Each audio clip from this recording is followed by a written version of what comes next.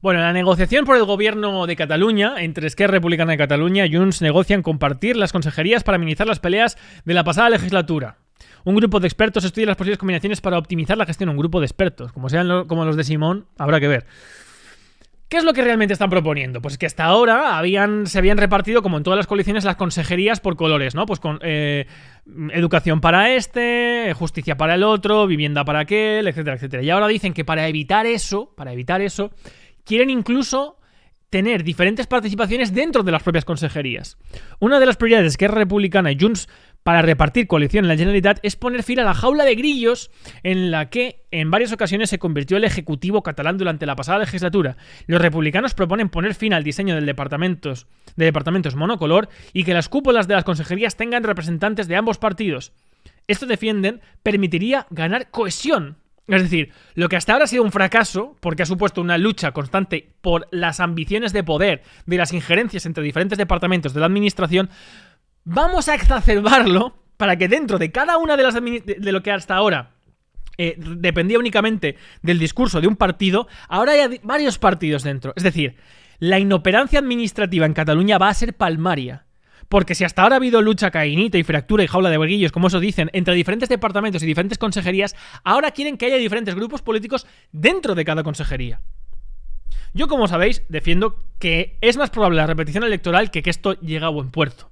Porque es verdad que aunque la ambición de poder siempre es un motor, y el pacto entre estas fuerzas políticas está primero en garantizar una posición de poder antes que en la independencia, eso por supuesto, creo que el pacto, no obstante, o sea, el plegarse, el ceder poder de Junts respecto a Esquerra Republicana y sobre todo respecto a las exigencias de la CUP va a ser muy difícil de cohesionar, pero si esto lleva adelante, eso es la cristalización absoluta del nacionalismo como el oportunismo de una clase política, del estado de partidos, de una clase política liberal superior, que lo que busca es aprovecharse de un discurso ideológico para tener participación en el Estado, para estar ahí enquistados y ahora incluso hacer todavía más inoperante la administración y las funciones públicas con varios partidos dentro de cada consejería. Así vamos a resolver los problemas. O sea, antes nos estábamos pegando entre diferentes consejerías, ahora vamos a ponernos dentro incluso de cada consejería porque así nos vamos a pegar. No. Vais a ver cómo si esto sale adelante, que no lo creo, vais a ver en Cataluña para aprobar cualquier resolución de cualquier consejería, de cualquier impuesto, de cualquier movida. O sea, esto va a ser una locura. Varias voces de Junts dentro de la administración ven con buenos ojos la idea, sin embargo dependen del diseño final del organigrama que a 5 días de la constitución del Parlamento está aún lejos de cerrarse. Claro, Junts lo ve bien porque eso justificaría el hecho de que ellos no ceden poder. Porque mirad, seguimos en todas las administraciones, ¿de acuerdo? Incluso, bueno, cedemos la presidencia, pero yo lo veo complicado, sinceramente. Y además esto tiene que ver con una constante, que es lo que estaba explicando antes, que explica muy bien, porque la gente que diga, estás fascista, tal, bueno, leer a Lenin, ¿de acuerdo? Leer a Lenin en este artículo fantástico y maravilloso de 1914 que se llama El derecho de las naciones a la autodeterminación. Como explica magistralmente respondiendo a Rosa de Luxemburgo en una diatriba que tuvieron ambos, en la cual Rosa de Luxemburgo escribe reforma o revolución y Lenin le responde reforma y revolución. Y en esa discusión intelectual que tuvieron Rosa de Luxemburgo, está bien reconocer su papel hoy, 8M, con Lenin tuvo, fijaos aquí, en muy poquito tiempo, cómo explica que la burguesía liberal son los oportunistas socialdemócratas aprovechándose del problema nacional, que es el capítulo 5 de este artículo. Y es brutal. Yo os animo a leerlo porque explica cómo con el discurso de las nacionalidades y del regionalismo es una élite, una burguesía, que ahora es la clase política en España, porque es la privilegiada a nivel judicial, es la que tiene todos los privilegios económicos públicos, de subsidios, de chófers, etcétera, etcétera. Incluso, no sé si lo sabéis, pero es que los políticos en España, sus sueldos no tributan el IRPF. Pues fijaos, en este artículo es brutal cómo explica cómo la burguesía se aprovecha de inflamar esos conceptos de autodeterminación para inflamar a una base popular que no luche en lo que para él era una lucha internacional de la clase obrera, socialista, y se pegue en sí mismos por diferentes regionalidades, nacionalidades, al amparo, digamos, no, al amparo no, bajo la tutela, bajo la dirección, mejor dicho, de una élite burguesa de esa región que lo que quiere es su estadito, mantener su foco de control, su feudalismo, que al final es lo que quieren los políticos catalanes. Y esto nace en España del franquismo puro. Lo he explicado ya muchas veces. Y mirad la hemeroteca, está ahí. Cuando muere Franco, la socialdemocracia cristiana, no tiene clientela. Los partidos socialdemócrata cristianos no tienen clientela. La tenía Franco y la derecha. Entonces empiezan a centrarse sobre el regionalismo. Y son los primeros que para hablar de nación española empiezan a hablar de Estado español, que es lo que hoy hace toda la clase política española, y desde luego los que lo defienden en primer lugar son los independentistas y nacionalistas que se creen de izquierda, sobre todo la CUP y esta gente. Hablan de Estado español para hablar de nación española. Eso lo inventa la socialdemocracia cristiana a final de los años 70 en España. ¿Quiénes?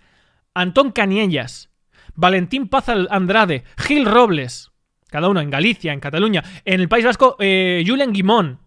Buscadlo, buscad la hemeroteca, estudiadlo. Yo lo he estudiado, estoy trabajando en un libro sobre esto. Ese es el problema, que esa élite política, para justificar su posición y para obtener un poder consolidado, del cual sea amo y señor y del cual vivir, construye ese discurso que se ha ido desarrollando y que tiene su germen en el estado de partidos. Y no es casualidad que esta gente cogiera el artículo desde la Constitución y metiera que en España se reconocen las diferentes nacionalidades. ¿Con qué finalidad? Con la finalidad de justificar que tiene que haber diferentes administraciones para establecer lo que hasta entonces no son más que riqueza cultural, regiones, diferentes territorios. Rechazan un discurso subjetivista del cual han participado, que es el discurso totalitario de Franco, de España es un Estado totalitario que merced en la familia, el trabajo, la corporación y la asociación, el discurso de Franco en los años 40, del Estado que iba a haber en España. Cogen eso, que se basa en un discurso subjetivista, es decir, volitivo, España es lo que quería Franco, y lo sustituyen de la misma manera, con el mismo espíritu fascista, subjetivista. España ahora va a ser lo que nosotros digamos. Una nación de naciones. La teoría de Ortega y Gasset. En vez de atender de una vez por todas a lo que es el determinismo histórico, que lo genera y lo estudia magistralmente el marxismo, de la constitución de las naciones, los sujetos políticos, independientemente de los pactos políticos. Porque España no surge como en 1707 con el Acta de Unión o la Constitución Confederal de 1777 en Estados Unidos. Es un producto de la historia. Y la cultura, la lengua, la religión, los matrimonios, las guerras, incluso el clima, tienen que ver en la configuración histórica, y ahí está Marx en los artículos del Indio de Nueva York, en cómo se configura la nación española. Y lo que defiende aquí Lenin, es más, lo que denuncia aquí Lenin, Vladimir Lenin, para los independentistas, que se llaman comunistas y que creen que lo que está denunciando aquí es exactamente lo que estamos viendo ahora mismo en España. Es exactamente lo que estamos viendo en España, que es el aprovechamiento de una burguesía liberal y oportunista socialdemócrata con un discurso nacionalista. Y ese es el problema. Y eso es lo que estamos viendo ahora con con el reparto de lo que han conseguido hasta ahora en Cataluña.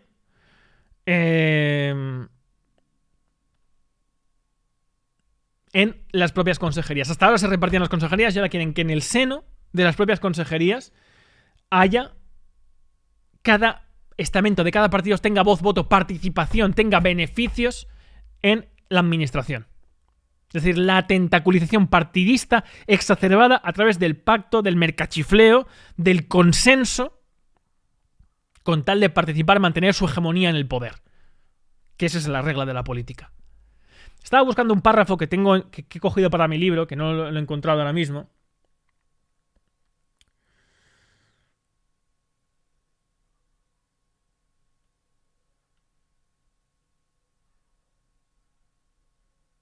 Ah, sí, mirad. Porque claro, Lenin defiende esto desde una tesis marxista de la Internacional Socialista, de la unión de todos los obreros del mundo, en contra de la opresión, del capital, del estado financiero, que es el que oprime a los que menos tienen y tal. Pero dice lo siguiente: los intereses de la clase obrera y de su lucha contra el capitalismo, ¿de acuerdo?, exigen una completa solidaridad y la más estrecha unión de todos los obreros de todas las naciones. Coma. Y atención, exigen que se rechace la política nacionalista de la burguesía de cualquier nación. Porque el aprovechamiento va en contra del propio sujeto, de lo que él entendía como la Internacional Socialista, pero en contra de los propios sujetos políticos. El nacionalismo regional va en contra de lo que él establece como la unión de todas las naciones. Porque, cuidado, los comunistas, los marxistas, las personas formadas en lo que es el marxismo, reconocen lo que son las naciones. A pesar de que ellos estén en la unión internacional de los obreros, saben que hay una serie de comunidades que se determinan por la historia, que son las naciones, donde determina la religión, la lengua, el desarrollo económico, etcétera, etcétera. Pero el nacionalismo en el seno de las naciones está auspiciado, y esto es lo que dice Lenin, siempre por una parte de la clase política, una parte de la burguesía, que lo que pretende siempre es obtener un poder en contra de los propios ciudadanos. Ahí está, la burguesía liberal y los oportunistas socialistas en el problema nacional. Y eso es lo que estamos viendo aquí. Eso es lo que estamos viendo aquí. Esta clase política que está repartiéndose un estado regional únicamente con la ambición política en contra de los propios ciudadanos catalanes. Eso es lo que estamos viendo.